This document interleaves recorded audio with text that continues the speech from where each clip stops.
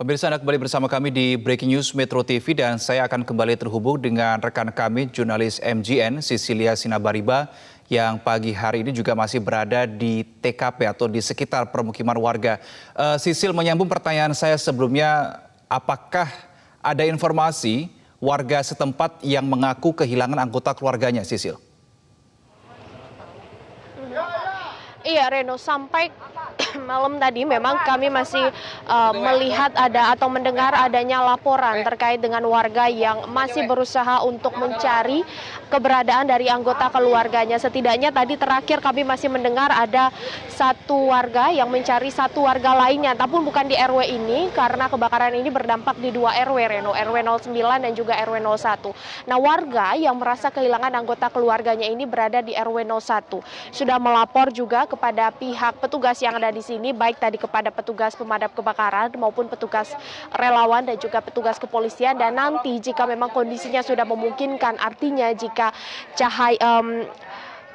sudah memungkinkan dari segi kondisi di sini sudah kondusif dan juga cahaya sudah cukup untuk membantu proses pencarian, maka akan segera dilakukan proses pencarian. Namun tentu diharapkan anggota keluarga yang hilang ini sebenarnya sudah menyelamatkan diri. Itu harapan dari anggota keluarga yang tadi masih berusaha untuk mencari keluarga mereka yang hilang. Di sisi lain sebenarnya pihak dari otoritas terkait sudah menyediakan pos juga untuk melapor jika ada warga di sini yang merasa masih kehilangan anggota keluarganya. Nah, Reno, saya akan mencoba mengajak Anda dan juga pemirsa untuk mengetahui kondisi terkini dari warga yang terdampak di sini. Saya bersama Pak Abdus. Pak Abdus ini adalah Ketua RW dari RW 09, satu dari dua RW yang terdampak akibat kebakaran besar yang terjadi pada Jumat malam kemarin. Kita akan coba berbincang dengan Pak Abdus. Pak Abdus, tadi saya melihat Bapak memegang surat-surat, memegang kertas apa itu, Pak? Bisa dijelaskan? Ini surat-surat berharga punya warga yang tercecer di jalan. Ini kami bantu amankan. Nanti sambil lalu nanti kita hubungi warganya tersebut. Karena ini ada kemungkinan warga ini ada di pengungsian. Cuma kan kita saat ini masih belum bisa nih mencari. Diamankan dulu aja. Diamankan dulu aja. Pak Abdus, di RW Bapak ada berapa RT dan berapa RT yang terdampak? Di RW kami ada 12 RT dan satu RT yang terdampak yaitu RT 12. Berapa kepala keluarga, Bapak? Di sini ada sekitar 250-an. Satu RT. Satu RT. Yang terdampak. Memang agak banyak ini di RT 12 ini warganya. Sekarang kondisi warga bagaimana, Pak, dan di mana? Sementara informasi yang saya terima, posisi warga itu masih terpecah-pecah, terkonsentrasi, terpecah-pecah. Ada yang di Gedung Golkar, ada yang di Petra, ada yang di beberapa masjid di RW-RW lain, itu sih, Mbak. Artinya proses pendataan masih terus dilakukan? Masih terus, iya. Ada warga Bapak yang terdampak dalam arti meninggal dunia dan juga luka-luka? Ada. Berapa? Untuk pastinya kami kan belum pegang nih, Mbak. Itu yang jelas hampir semua korban meninggal itu dari RW 9. Iya, untuk pastinya kami belum menerima update informasi lagi dari polisi. Itu aja. Dan untuk informasi Bapak dan juga pemirsa, sampai saat ini ada 13 korban jiwa yang sudah dikonfirmasi dari pihak rumah sakit dan juga dari pihak 18 sudah 18. Namun tentu, Reno, seperti yang Anda sampaikan, ini bersifat dinamis, artinya proses pendataan masih terus dilakukan, baik itu nanti laporan dari pihak RW maupun laporan dari pihak rumah sakit dan juga pihak petugas yang menemukan korban di lokasi. Nah, kembali ke Pak Abdus. Pak Abdus, kami bisa dijelaskan seperti apa kondisi tempat ini sebelum terjadinya kebakaran? Kita mungkin bisa sambil melihat lebih jauh ke sana bersama dengan juru kamera kami Ridwan Bima yang akan mengajak Anda pemirsa. Gimana, Pak?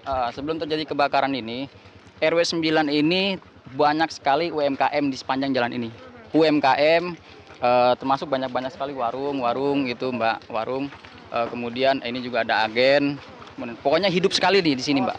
Jalan ini juga jalan utama? Jalan utama, ini jalan utama.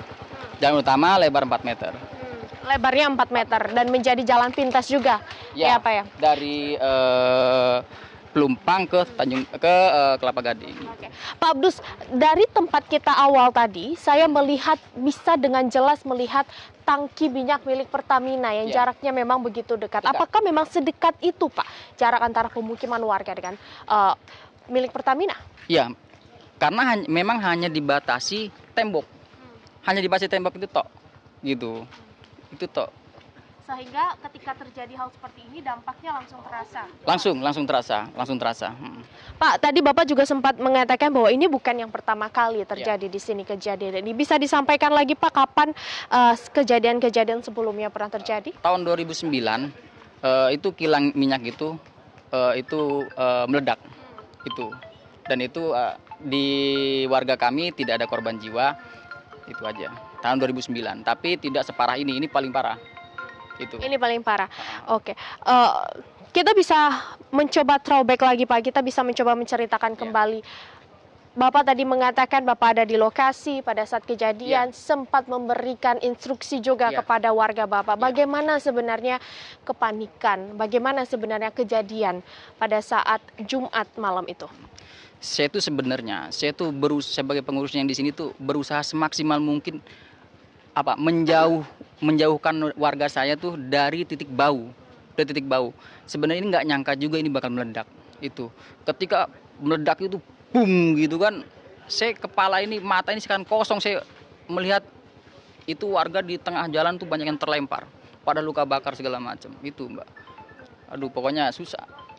Besar lah pokoknya, besar sekali itu, Mbak. Luar biasa. Jilatan api itu seakan-akan menyapu itu. Apa yang bisa dilakukan waktu itu Bapak lakukan kemudian? Di situ kami sempat terdiam sebentar karena kami memikirkan gimana caranya mengevakuasi warga-warga yang jadi korban, sudah tergeletak itu gitu. Karena di satu sisi kabel-kabel listrik itu sudah putus kemudian masih ada arusnya di bawah itu, sedangkan jalanan ini setelah habis hujan basah. Itu yang kami tuh ketika mau deketin takut kesetrum karena posisi jalan juga masih basah itu. Pak Abdus, tadi juga sempat disampaikan adalah warga Bapak menjadi warga yang cukup banyak terdampak, baik yang luka maupun yang meninggal dunia. Cukup banyak juga kepala keluarga yang harus mengungsi. Bagaimana sekarang yang dibutuhkan oleh warga Bapak pasca kebakaran ini Bapak, terutama yang berada di pengungsian? Yang jelas yang di pengungsian itu kami membutuhkan dapur umum karena mau bagaimanapun suplai makanan apa segala macam itu, pakaian itu dibutuhkan oleh warga kami yang di pengungsian itu sih. Dapur umum dan juga kebutuhan pokok pastinya ya Pak ya. Baik, terima kasih banyak Pak Abdus atas penjelasannya. Reno, kembali tadi merangkum yang disampaikan oleh Pak Abdus bahwa kejadian yang terjadi pada Jumat malam kemarin memang diawali oleh aroma bensin yang cukup kuat yang dirasakan oleh warga 30 menit sebelum terjadinya ledakan. Warga sudah diinstruksikan untuk mengevakuasi diri sebelumnya oleh pihak warga setempat. Oke, Pak Abdus ingin menyampaikan beberapa poin lagi. Silahkan Pak Abdus. Ini kami tadi sempat berdiskusi sebentar ke beberapa warga yang menjadi korban di sini. Kami ada tuntutan kepada PT Pertamina. Ada 3 poin. Yang pertama, untuk korban jiwa, kami memohon untuk Pertamina untuk bertanggung jawab dengan cara terserah mau menyantuni atau seperti apa bentuk kepedulian Pertamina. Yang kedua, korban luka. Bagaimana warga kami ini diobati di rumah sakit, kemudian dan di semua biaya-biaya ditanggung oleh pihak Pertamina. Yang ketiga ini ada rumah-rumah yang terdampak yang hancur lebur. Yang ini kami meminta untuk direnovasi. Itu 3 poin. 3 poin itu ya Pak ya, sehingga bisa nanti kehidupan bisa berjalan kembali, normal kembali. Baik, terima kasih banyak Pak Abdus. Dan sedikit Pak Abdus, kami bisa informasikan bahwa untuk korban yang mengalami luka-luka yang sedang dirawat di rumah sakit akan dibiayai oleh pihak pemerintah. Tadi sudah disampaikan oleh PJ Gubernur DKI Jakarta. Terima kasih sekali lagi Pak Abdus atas penjelasannya. Dan kembali Reno, kejadian ini bermula ketika warga sempat mencium terlebih dahulu ada aroma yang begitu kuat, aroma bensin yang begitu kuat pada jam 19.30 dan kemudian ada ledakan besar dan inilah yang kemudian menyambar ke rumah-rumah warga. Ada 2 RW. Ini RW 09 dan di sebelah kanan kami ini adalah RW 01. Di RW 01 sendiri ada 3 RT yang terdampak, RT 03, RT 06, dan juga RT 05. Seluruh warga saat ini sudah dievakuasi, namun setelah proses pendinginan, setelah proses pemadaman dilakukan oleh pihak petugas. Tadi kami sempat melihat, Reno, ada beberapa pihak petugas PLN yang sudah mulai mencoba memperbaiki untuk listrik karena di belakang kami ini ada tower listrik dan itulah tadi yang coba diperbaiki oleh pihak PLN sehingga nantinya aliran listrik dapat segera mengalir bukan di sini namun di sekitar rumah warga yang lain atau di RW yang lain yang terdampak dan listriknya harus dipadamkan akibat kebakaran yang terjadi pada hari Jumat malam. Reno. Sisil, tadi Anda katakan bahwa mayoritas warga sebetulnya ini sudah dilarikan ya ke tempat pengungsian yang lebih aman begitu. Tapi saya lihat di belakang Anda masih ada beberapa warga, banyak warga yang berada di sekitar lokasi ini. Sebetulnya apa yang mereka lakukan? Apakah mereka mencoba mengamankan harta benda mereka atau ada warga yang masih mencari kemungkinan keberadaan anggota keluarga mereka? Bisa Anda jelaskan, Sisil? Iya, Reno, sebagian besar warga yang bertahan dan yang Anda lihat di layar saat ini adalah warga di RW 09. Mereka berada di sini untuk menjaga barang-barang mereka atau berusaha setidaknya mencari barang-barang yang masih bisa diselamatkan. Kami tadi melihat masih ada beberapa warga yang sempat membawa surat-surat berharga seperti tadi yang ditunjukkan oleh Ketua RW 09. Ada juga warga yang mencoba untuk membawa komputer mereka yang masih bisa diselamatkan karena hanya inilah yang bisa dilakukan warga sampai saat ini, sampai nanti bantuan bisa datang lebih banyak bagi warga. Meskipun sebenarnya cukup banyak juga warga yang bukan pendatang, warga yang bukan asli di sini yang mencoba untuk melihat bagaimana situasi ataupun bagaimana kondisi yang ada di sini. Nah, untuk memastikan agar tidak ada kejadian yang tidak diinginkan seperti misalnya kehilangan barang yang dimiliki oleh warga asli di sini, pihak petugas gabungan terus melakukan penjagaan baik dari pihak kepolisian maupun dari pihak TNI yang ada di sini. Namun karena keterbatasan dari segi visual, keterbatasan dari segi cahaya, visibilitas, ini juga cukup berbahaya sebenarnya bagi warga, apalagi cukup banyak sisa-sisa atau puing-puing bangunan, reruntuhan bangunan yang masih rapuh dan juga ada paku, benda-benda tajam yang sebenarnya berbahaya bagi warga jika tetap bertahan di sini. Nah, ini Reno adalah gambaran betapa besarnya api yang sempat terjadi pada Jumat malam hingga Sabtu dini hari. Ini adalah sepeda motor bahkan hangus akibat dari kebakaran tersebut. Tadi kami juga sempat melihat ada tempat parkir mobil milik warga.